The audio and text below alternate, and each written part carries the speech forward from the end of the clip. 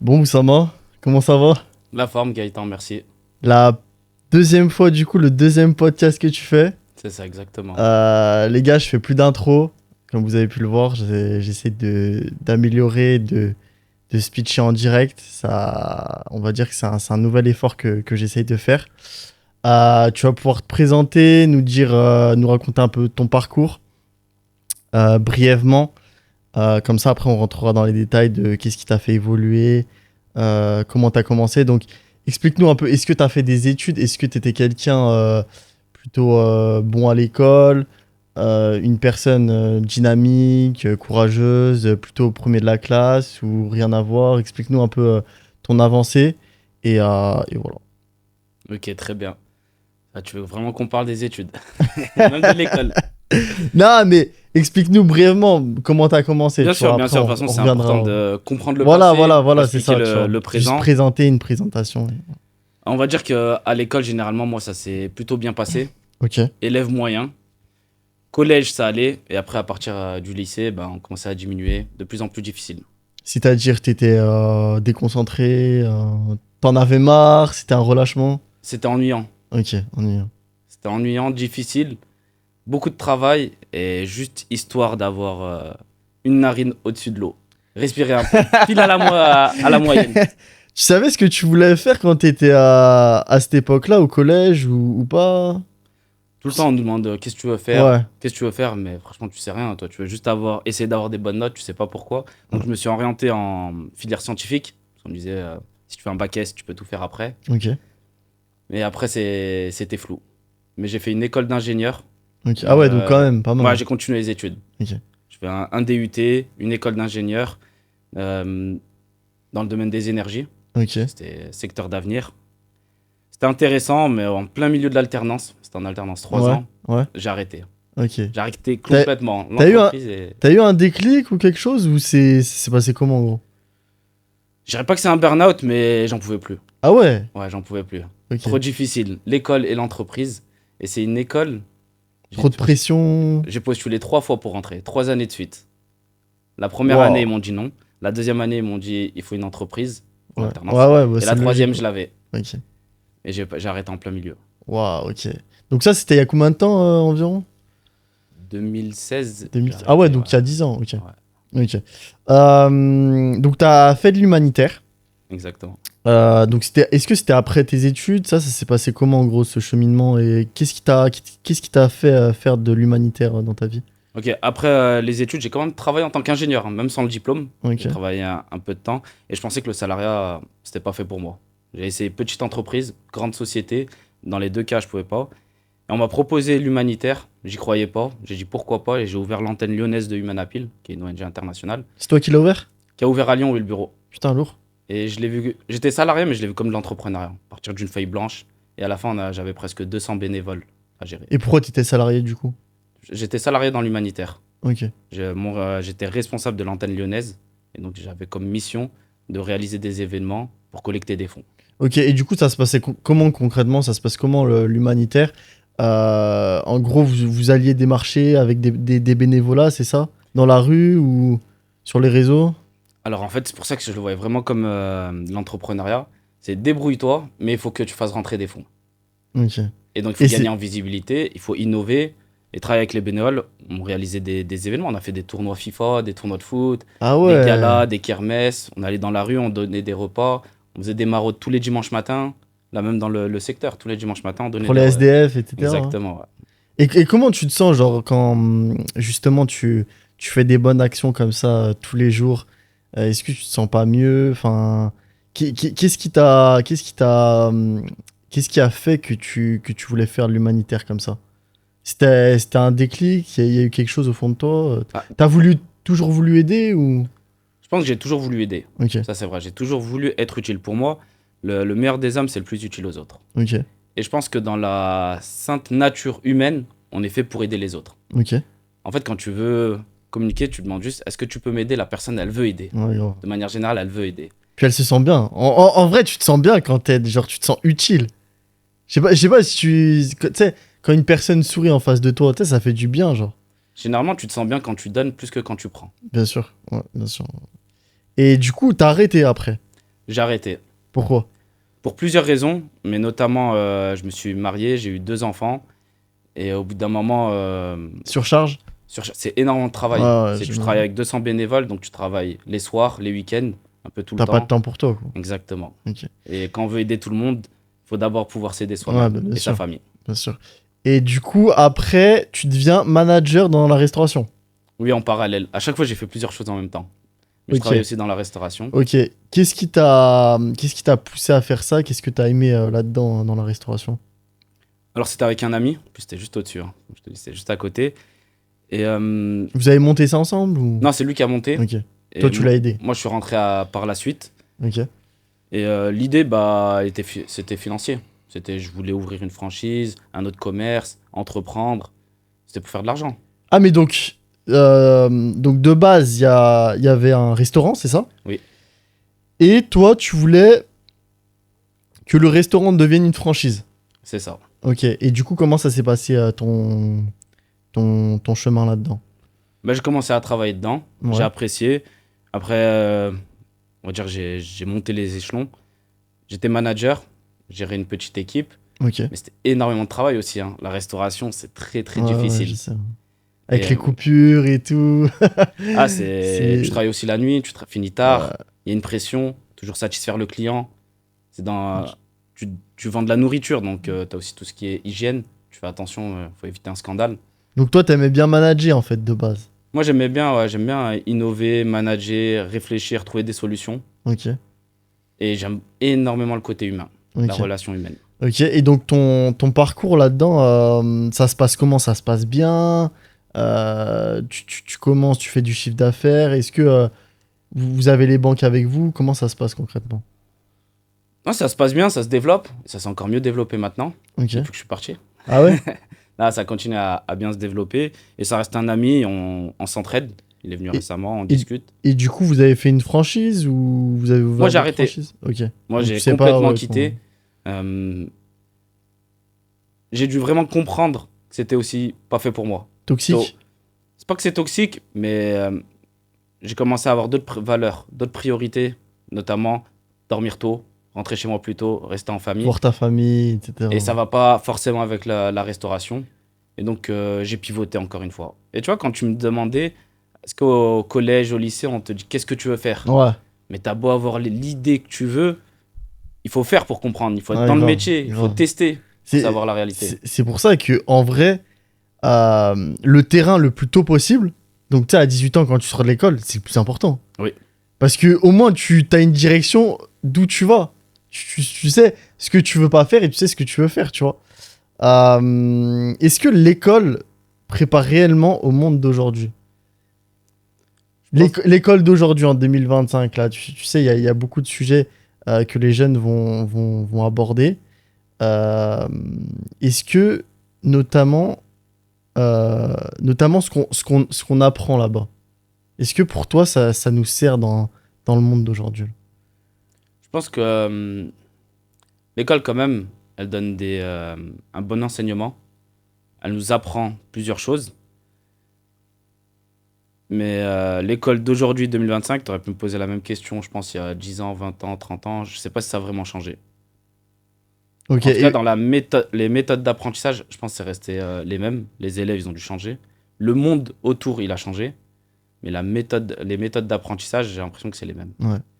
Toi, justement, qui est devenu formateur aujourd'hui, euh, qu'est-ce que tu conseillerais justement aux profs ou, je sais pas, à l'académie nationale, tu sais, bah, du coup, qui gère au ministère de la Culture, qu'est-ce que tu conseillerais pour justement donner aux jeunes l'envie d'apprendre? Très, très bonne question. Je sais pas si j'ai les compétences pour, mais c'est une réflexion à avoir. Déjà, les professeurs, ils sont surchargés, Ouais, ils ont grave. trop de travail. Ouais. Pour moi, c'est un métier très noble. Quelqu'un qui partage la science, c'est quelqu'un qu'on devrait extrêmement respecter. Malheureusement, on a été à l'école, on sait bien qu'un enseignant, c'est pas la personne la plus respectée Ah, bah oui. dans le milieu professionnel. Et ils sont surchargés, ils essayent de faire ce qu'ils peuvent. Je pense déjà il faudrait valoriser leur métier et leur donner accès à d'autres formations. eux aussi, ils peuvent se former sur les méthodes d'apprentissage. Il y a des choses que moi, je mettrais quand même en place. Du genre. Je pense Et- qu'il faudrait mettre... Genre réduire l'effectif d'élèves dans une classe, faire moins de matière, faire l'école que le matin, des trucs comme ça. Ouais, c'est peut-être utopique, mais je pense que c'est la base. Et si on peut pas réduire le nombre d'élèves, au moins travailler par méthode Pomodoro. C'est-à-dire, en fait, c'est travailler 25 minutes, 5 minutes de pause. Je sais pas si tu te rappelles de 2 heures de cours de Ouais, c'est horrible, français c'est ou horrible. 2 heures. C'est horrible. Tu tiens pas en vrai. Tu tiens Tiens pas. pas, t'essayes de faire autre chose. Tu T'inventes tiens des pas. jeux, tu discutes, Mm. Bon, maintenant, à mon Et avis, Parce sur le que, téléphone. parce que pour moi, ton cerveau, en fait, ne peut pas suivre autant d'heures d'affilée. Faut savoir qu'à concentration maximale, l'attention diminue au bout de 25 minutes. Ah, bien sûr. Bien sûr. Donc, quand tu sais ça, ton cerveau, il arrête d'être concentré au bout de 25 minutes. À quoi ça sert de continuer? Mm. Fais une petite pause. La pause, c'est pas prendre la tablette, le téléphone. Non, il y a des différentes pauses qu'on peut faire. Respirer, marcher, boire de l'eau, même ne rien faire, et reprendre. Et ça a énormément de bienfaits. Moi, depuis que j'ai appris ça, avant de l'enseigner, je l'applique. Ok. Et moi, ça m'a changé. Je travaille, toutes mes journées, elles sont faites par Pomodoro de 25 minutes. Ok, explique-nous du coup tes journées, comment tu les construis, comment tu te lèves Est-ce que tu te lèves tôt? Est-ce que tu te couches tard? Explique-nous un peu pour les jeunes qui nous Ok. suivent. Il y a eu plusieurs phases. Je Ok. teste plusieurs techniques. On va dire ce qui fonctionne le mieux, de manière générale, c'est dormir tôt, se réveiller tôt. Il n'y a pas de secret. En fait, on a un rythme circadien. C'est le rythme biologique et physiologique naturel de l'humain. Et on a plusieurs hormones qui sont sécrétées le matin qui vont faire qu'on est plus productif le matin. Bien sûr. Donc moi, mon rythme actuellement, bon là pendant l'été c'est un peu spécial parce qu'on dort un peu moins, mais c'est se réveiller. Moi j'ai la prière du matin et ensuite j'enchaîne directement. Avant même de prendre le téléphone, j'ai de la lecture spirituelle et de la lecture classique, Ok, et normale. tu lis combien de temps du coup? Je lis environ 15 minutes, c'est le Coran, et environ 25 minutes, un Pomodoro d'un autre livre. Ok, donc un livre dans l'entrepreneuriat par exemple. Par exemple, un livre pour apprendre. En Ok. ce moment là j'ai un livre sur l'éducation des enfants, parce que ça m'intéresse. Ouais, bien sûr. Récemment, j'ai lu un autre livre. Voilà, c'est toujours intéressant. J'associe ça à mon café, obligatoire le café du matin. Et après, bah, je me prépare, j'attends généralement qu'il se réveille, je prends un petit déj et je vais travailler. Et comment du coup, maintenant tu as une vie de famille, comment tu gères ta vie de famille et ta vie, on va dire, professionnelle? Pourquoi je te demande ça? Parce qu'aujourd'hui, il y a beaucoup de pères, énormément de pères, mais d'ailleurs j'en parlais du coup avec des amis la dernière fois, tu vois, qui pendant 25 ans ont pas eu ce truc de famille, tu vois, jusqu'à 50 ans, où là ils commencent à gagner bien leur vie, et du coup ils commencent à se rabattre un peu, à se retirer tranquillement. Mais tu vois, pendant 25 ans, ils ont été au travail tout le temps, ils voyaient pas leur femme, et c'est aussi une source de divorce. Mm. Toi, justement, comment tu vas gérer ta vie personnelle et ta vie professionnelle? Alors, j'ai beaucoup de communication dans le couple, expliquer ce qu'on fait. Après, moi, j'ai mis en place c'est simple, hein, un Google Agenda, avec une adresse mail commune, mon épouse et moi. Donc, on voit exactement l'agenda. J'avais mis aujourd'hui que j'avais un podcast. Ok. Elle a un rendez-vous à 14 heures. Elle l'a mis. Donc, on sait. Après, en fait, entre ce qu'on dit et ce qu'on fait, parfois, il y a un espace immense. Ouais, bien sûr. On veut tout le temps travailler pour la famille, Bien sûr. mais bah, déjà, reste avec ta famille. Déjà, il y a un état des lieux à faire. Connaître la valeur du temps. Savoir que dans une journée, on a 86 400 secondes. Putain, pas mal. Où est-ce Pas que mal. tu les places dans une journée? Inconsciemment, moi, j'ai envie de rester en famille, mais est-ce que vraiment tu restes?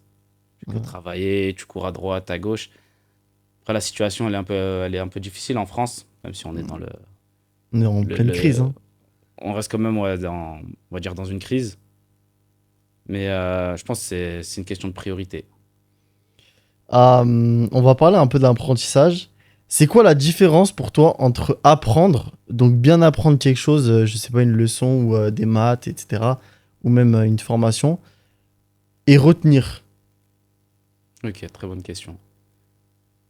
Moi, apprendre, ça rime avec comprendre. En fait, apprendre, ça doit pas être de la théorie. Il faut mettre en pratique et on apprend comme ça. L'apprentissage, elle se fait avec un jeu, avec une mise en contexte, avec de l'expérience. Et retenir, pour moi, c'est de la mémorisation.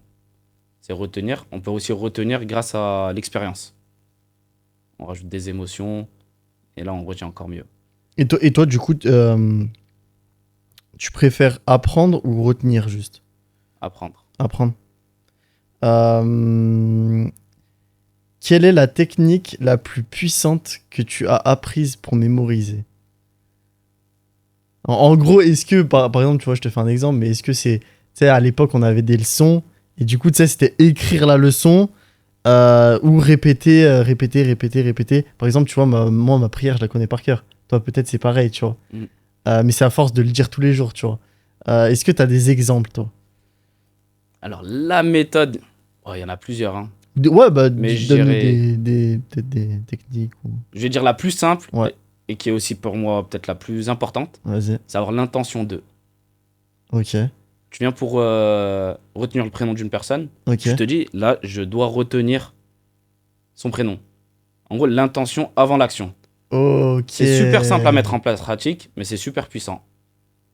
Putain, Donc la première, c'est l'intention. L'intention de combien de fois tu vas en cours. Est-ce que tu as l'intention de retenir? Non, tu y vas comme ça. Ouais, tu t'en fous. Voilà, tu t'en fous, tu vas faire autre chose. Mais juste avoir l'intention. Ça va pas suffire pour tout. Après, vraiment, la technique pour moi, qui regroupe beaucoup d'intelligence, c'est le mind mapping, la carte mentale, Ok. ou carte heuristique, on Tu peut peux dire. expliquer ce que c'est, du coup, hein. La carte mentale, c'est une prise de notes efficace Ok. où on va utiliser des mots et des dessins. Et on va mettre tout ça sur une seule feuille blanche, en format paysage, avec aussi le sujet au cœur de la carte, et mettre juste des mots comme ça, des dessins, sous forme d'arborescence. C'est comme ça que fonctionne le cerveau.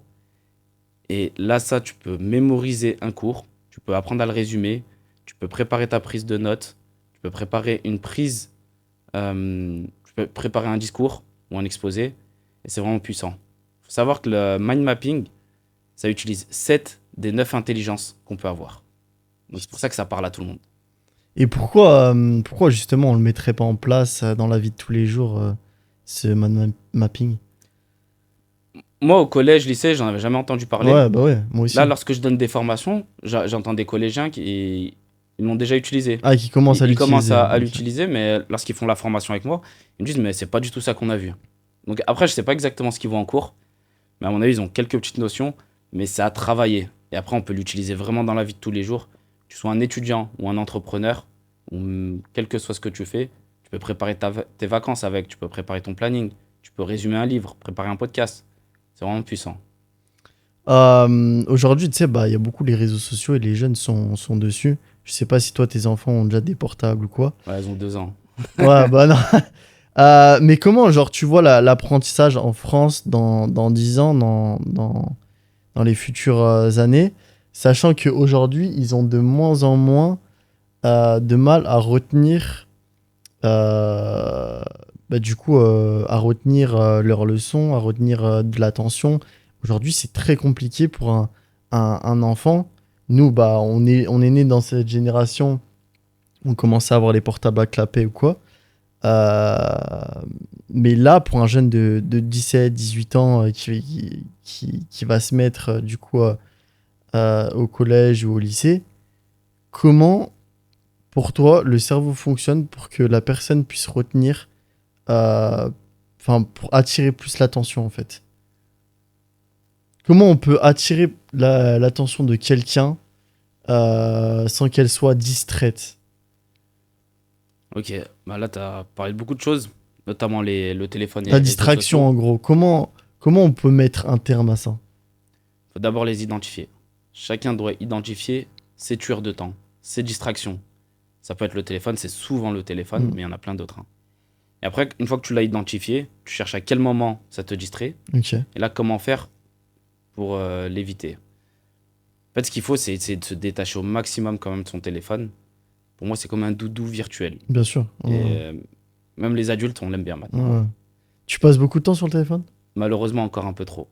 Même si je me dis que c'est pour le travail, Ouais, après, si c'est pour le travail, c'est différent en fait. c'est différent, mais il y a quand même des pièges, mais je passe quand même du temps sur le téléphone.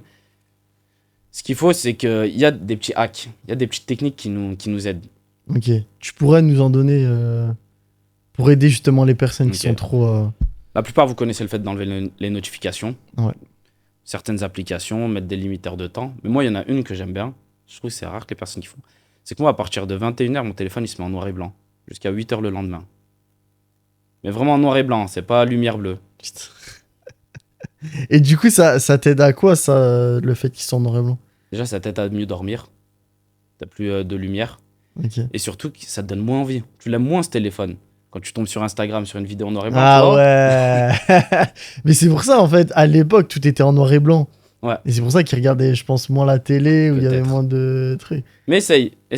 Ok. Programme-le pour qu'il soit en noir et blanc. Tu verras que tu auras moins envie de l'utiliser déjà. Ok, les gars, écoutez ça. Hein. Essayez tous ce soir.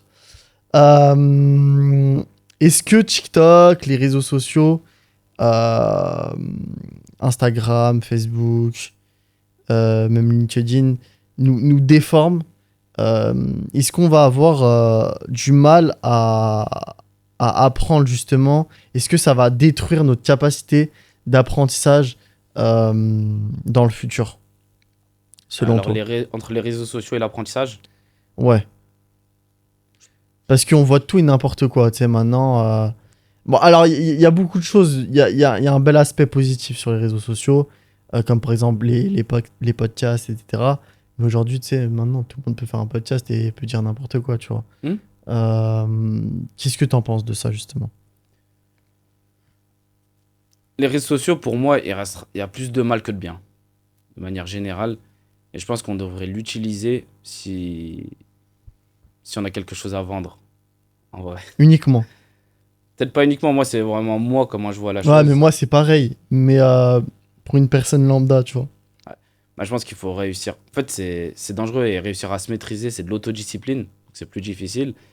Et par rapport à l'apprentissage, c'est qu'en fait, tu vas pas choisir vraiment ce que tu veux regarder ou ce que tu vas apprendre.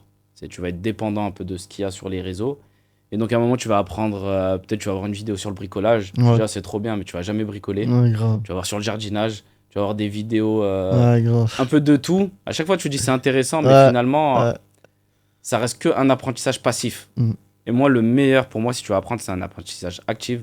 Et c'est là où tu vas chercher l'information. Tu peux après chercher sur les réseaux, mais d'abord, avant même d'aller sur les réseaux, tu sais ce que tu dois chercher. Et après, là, tu vas chercher. Et du coup, comment tu fais pour avoir cet apprentissage actif? Est-ce que tu ouvres des livres, tu fais des événements physiques, tu vas voir des gens, tu essayes d'apprendre au contact de l'humain? Il faut d'abord connaître ses intelligences prédominantes. En fait, on est tous différents. Il y a 9 Ouais. types d'intelligence. Et il y en a, ils apprennent mieux lorsqu'ils vont discuter avec des personnes. Il y en a, ils apprennent mieux en autonomie. Il y en a, ils apprennent mieux en lisant. Il y en a, ils apprennent mieux avec de la logique. Ah, en gros, c'est ça les 9? Ouais, c'est ça. C'est soit avec l'humain, soit avec le. Ah ouais, en lisant et tout. Ouais, Et toi, du coup, par exemple, la tienne, c'est quoi? Moi, j'ai beaucoup l'interpersonnel. Donc, Ok. c'est discuter avec des personnes. Avec des personnes. Et finalement, je remarque que c'est vrai. J'aime beaucoup l'échange humain. Et j'apprends mieux comme ça. Et même si tu as envie d'apprendre une langue, moi, je sais que c'est comme ça que je dois apprendre, en parlant avec des personnes. Il y en a d'autres, ça va être en lisant des livres. Il y en a, ça va être en regardant des vidéos. Il y en a, ça va être avec la logique et comprendre vraiment les règles grammaticales. Ok. Il y en a, c'est en physique, ouais, en faisant physiquement. Et il y en a, c'est en extérieur. Ouais, ouais, grave. Ok, ouais, c'est super intéressant. Est-ce qu'il y a une ressource ou un livre, puisque du coup tu me dis que tu lis beaucoup, qui t'a personnellement marqué ou qui t'a fait, ou que tu conseillerais justement aux jeunes qui nous regardent, qui t'a boosté, qui te donne envie d'apprendre, qui te donne envie de faire, etc. Ok. Parce qu'aujourd'hui, il faut savoir qu'un jeune, je pense, enfin, un jeune ne lit plus, quoi, tu vois, comme avant, en tout cas. C'est vrai. Moi, j'ai commencé à lire à 30 ans. Ok. T'as quel âge? Et j'ai 31 ans et demi. Ok. Et comment ça se fait que je lisais pas? J'ai jamais lu. Ok. Vraiment, j'ai jamais terminé un livre, en dehors d'un livre scolaire, mais un livre par plaisir. Je détestais lire. Pourquoi? C'est pas que je savais que c'était important de lire. J'ai toujours su. Mais dès que je commençais à lire, je pensais à autre chose. Je lis un paragraphe, une page, 2 pages, et je me dis, mais qu'est-ce que je viens de lire? Je lis de manière automatique, mais mes pensées, elles sont autres. Et en vrai, ma première formation avec Mohamed Bouclé, c'était une formation sur la gestion du temps et sur la mémorisation. Et le premier livre que j'ai lu, c'est son livre. Et en fait, pour moi, je l'ai lu entièrement. Et à partir de ce livre, j'ai commencé à lire d'autres livres. Est-ce que tu peux nous expliquer qui c'est pour ceux qui le connaissent pas? Bon, sur les réseaux sociaux, vous pouvez le voir. Ouais, il est très actif. Mohamed Bouclé, se considère comme un ancien dyslexique. Ok. Bah, il Euh, l'est, du coup. ouais, il Ouais, l'est. il l'est. En échec scolaire, Ok. qui a appris les méthodes d'apprentissage et que avec ces techniques-là, notamment sa première formation, il s'est formé à la lecture rapide. D'accord. Il est arrivé à être vice-champion du monde en lecture rapide. Waouh. C'est-à-dire, en gros, la capacité de lire un livre dans un temps chronométré. Ouais, un livre, Wow. je crois que c'est un livre de 200 pages qu'il a lu en 17 minutes. Waouh. Oh, la dinguerie. Et il y a un test après, il a eu 18 sur 20. Parce qu'il y a des questions sur le livre. Il Pour faut retenir comprendre. le Il faut livre. comprendre ce que tu lis. Mais en gros, attends. Comment ça s'est passé? En gros, le gars, tu lui amènes un livre, il le lit. Donc, un livre qu'il n'a jamais lu ou un Exact. livre. Non, c'est un livre qui n'a jamais été publié même. Ok, qui n'a jamais été Parce que c'est les publié. championnats, il y a plusieurs dizaines, plusieurs centaines de personnes. Donc c'est un nouveau livre qui Ouais. vient d'être édité. Tout le monde commence à le lire en même temps.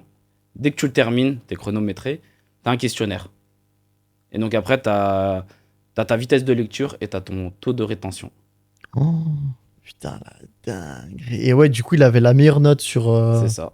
Et il y a aussi un examen, un test, un concours de mind mapping. Et lui, il a été triple champion de France. Putain, je suis choqué. Et il a écrit un livre après ça. Il a écrit même un deuxième livre, La méthode Boclé. Et son livre, en fait, il explique comment apprendre. En fait, tu as tout dans ce livre. Comment apprendre, comment fonctionne le cerveau. En vrai, part du principe de base, si tu veux apprendre, il faut apprendre à se connaître. Moi, souvent, en formation, je parle toujours de qui sait jouer au jeu d'échecs, qui ne sait pas jouer. Il y a Ok. toujours quelqu'un qui sait jouer et quelqu'un qui ne sait pas jouer. Ok. Et je dis, bah moi, je parie sur celui qui connaît les règles. Ah ouais. Le Ouais, cerveau, c'est pareil. Ok. Savoir comment il putain. fonctionne. Et à l'école, je crois pas qu'on a eu un cours de comment fonctionne le cerveau. On nous a jamais donné la notice du cerveau. Ouais, bien sûr. On nous demande d'apprendre, apprendre, mais comment apprendre? Et moi, mon combat aujourd'hui, ma mission, c'est de démocratiser les méthodes d'apprentissage pour apprendre à apprendre. Ok. Et du coup, toi, tu as créé une formation dans cet univers-là où tu fais que des événements physiques. Comment ça se passe? Alors moi, en fait, j'ai pas forcément créé une formation. J'ai la formation Mohamed Bouclé. En fait, j'ai fait toutes les formations chez lui et je me suis formé pour être formateur à la méthode Bouclé. Donc en Ok. fait, je reprends ces mêmes formations à lui et je les redistribue en présentiel sur Lyon, mais aussi en distanciel via Zoom. Et tu fais du coaching, du coup. Je dirais pas vraiment du coaching. Enfin, t'es Coaching, c'est formateur, vraiment- quoi. Voilà, formateur. Ok. Coaching, Ok. c'est encore un autre niveau et c'est plus en individuel. Et est-ce que ça te plaît? Est-ce que c'est quelque chose qui te plaît d'être formateur, de justement d'aider les gens? Tu retrouves un peu ce que tu as fait dans l'humanitaire et dans la restauration. Euh, comment tu vois ton avenir? Est-ce que tu as bien défini ton avenir? Parce que là, tu es quand même bien organisé. Tout à l'heure, tu m'as dit avec ta femme, vous aviez des Google, Agenda. ouais, Google Agenda.